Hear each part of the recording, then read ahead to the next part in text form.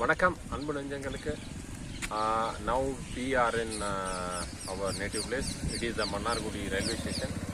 It was very good improvement, the central government. Thanks for our future to improve the central government.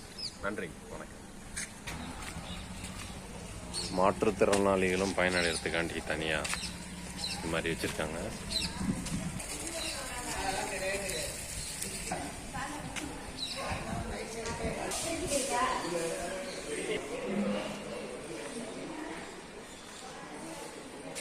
Very good improvement.